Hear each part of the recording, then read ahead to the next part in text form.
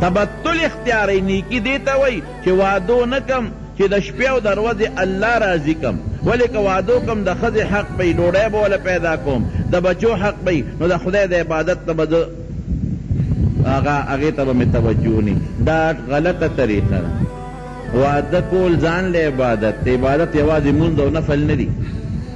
عبادت یوازې ذکر و اذکار نه دی. وعده ځان له عبادت، خدای ته نزدېکت ځان له عبادت، خدای ته په خوشحاله نظر کتن ځان له عبادت، او بچی راوړل ځان له عبادت، او د بچو تربیت کول ځان له عبادت، او د لوړو تربیت کول ځان له عبادت، او خدای بچو له رزق ګټل دا بیا عبادت شو، او کور ته ډوډۍ او میوه بچو له راوړل دا ځان له عبادت شو. نو کمبخته د دو نفلي منځونو دپاره او ذکر و اذکار دپاره د دنیا عبادت پرېښود. مونږ خلک عبادت بس دقې ته وایو چې صرف تسبیح اړوه او یو دوه رکاته مونځ کوه، هغه هم د ریا. بس دا ډېر لوی نیک سړی دی او د عبادت ګزار دی. قسم دی چې ټوله شپه ته نفلونه کوه او د ټوله ورځې روجې نیسه. دا سړی یو طرف ته که او بل طرف ته یو سړي وعدو که او د واده نه د هغه 10-12 خدای مسلمانان بچي پیدا کړل او هغه ذکرونه کوي یا منځونه کوي. قسم دی که دغه عبادت ګزار دی واده والا ته د خدای په نظر رسي. دنه خو بلا نسل پیدا شو.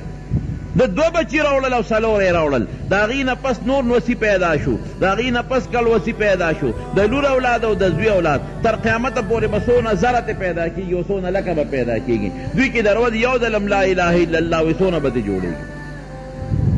دا غټ عبادت نه دی.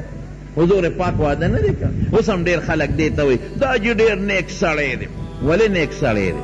ما ته په خپل یو سړی یادو، وی ډېر نیک سړی دی. مې ویل وی د خدای دپاره خپل خواهش قربان کړی دی او واده نه دی کړی، او بلکل نه واده او نه بچي، معدې جړا دی، دا روغ نه دی. ګنې مې ډاکټر لیبو دی، دا روغ نه دی، دا ناجوړه. پیغمبر عبادت او جنت د پیغمبر په طریقه کې دی او حضور پاک 11 ښځې کړي دي، 11 بیبیانې کړي دي. صرف 2 پیغمبرانو ودونه نه دي کړي، یو حضرت عیسی علیه السلام او یو حضرت یحیی.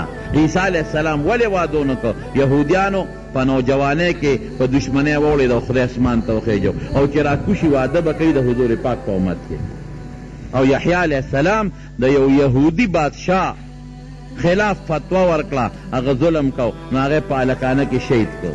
واده ته جوړ شوی نه دی. نو واده د ټولو پیغمبرانو طریقه ده او واده په بعضې موقعو کې واجب دی. نو واجبو ته نفل عبادت رسیدی شي.